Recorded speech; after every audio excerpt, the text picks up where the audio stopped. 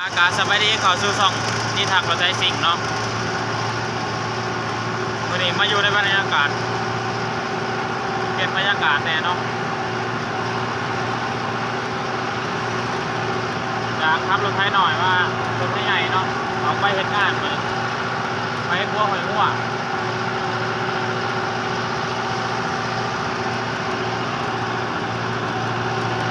เอาอิ่มเก่าหาเข้าไปออกประเดิมงานแหลกจอดเถอะภาคช่วงหนาบน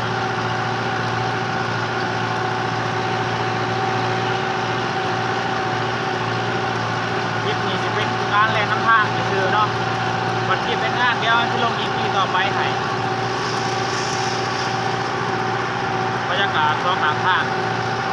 ทางขึ้นเมืองทาบางคล้องเนาะบัวหอยมั่วมองเอาไปเห็น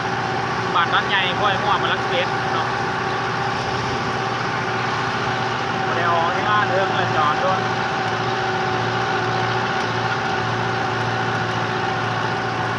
เรียกอีกมาไล่เมื่อเนาะเขาที่ลงคลิปเขาที่ลงคลิปรอหน่อยเนาะรถไฟเขาเห็นแล้วนะ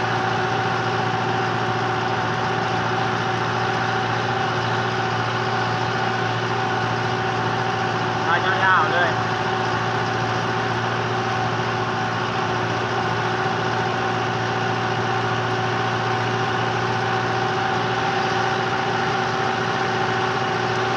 รอบแรกน้ำท่าหลอดทักเก็บเนาะ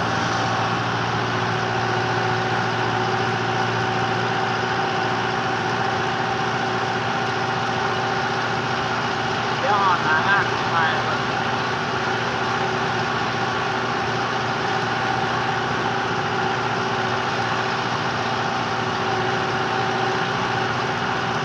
ปากชันแน่เนาะ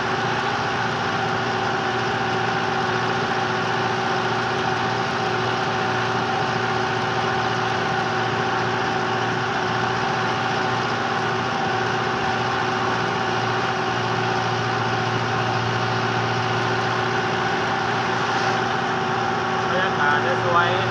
งามอีกอย่าง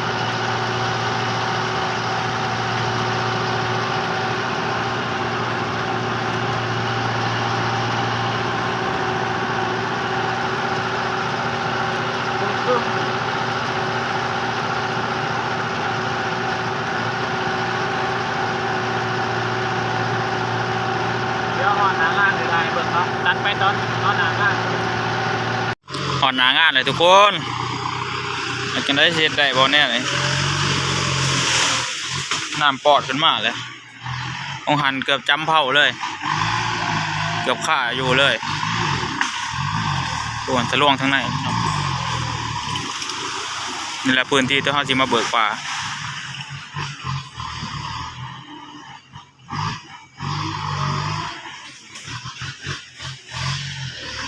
ลุยยาวๆเลยเก่าหา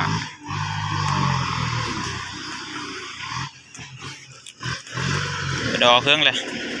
ก็กี่ขันอยู่เนาะโอ้ฟอง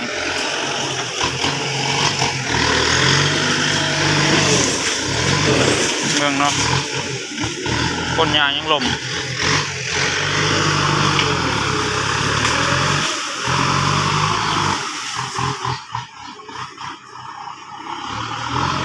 เก่าหาเขามาประกาศชักดาอยู่นี่เนาะ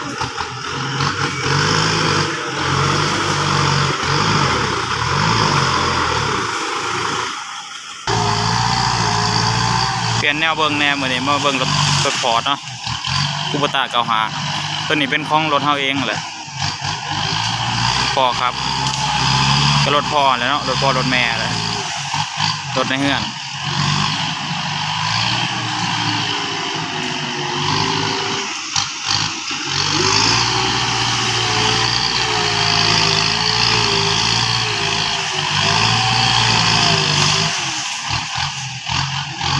ราคาถึง6คนได้ประหยัด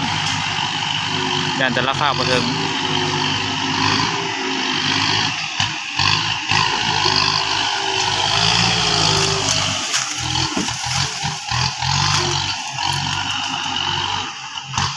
ไงไปได้กับประหยัดนี่ต้นใหม่ลงได้เบิด เ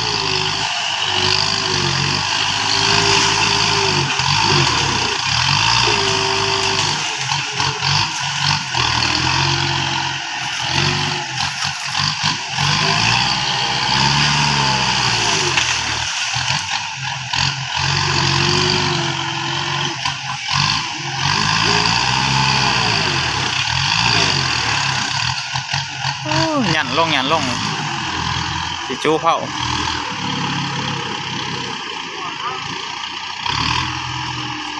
ลมแห้งเนาะอย่าได้โจ้ก่อนเก็ดบ่ไหว้รถจิค่า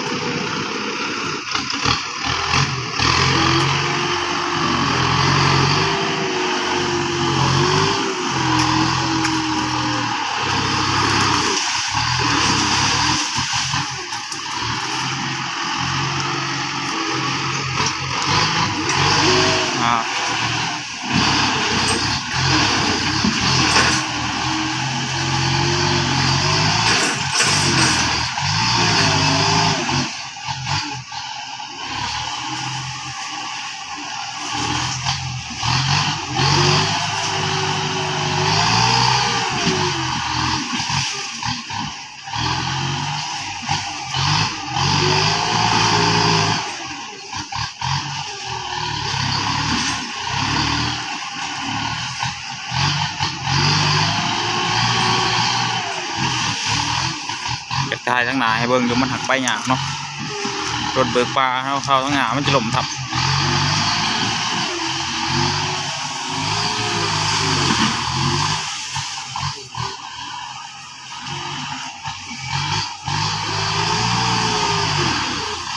สเต็ปการเบิกปลาก็อิงตามแต่ละคนเนาะสเต็ปไปบางคนกระสามคนก็ไว้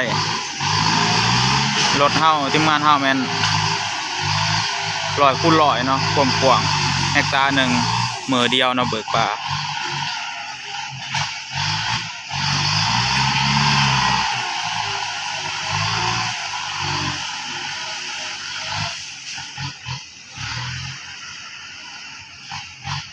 เอาในเลย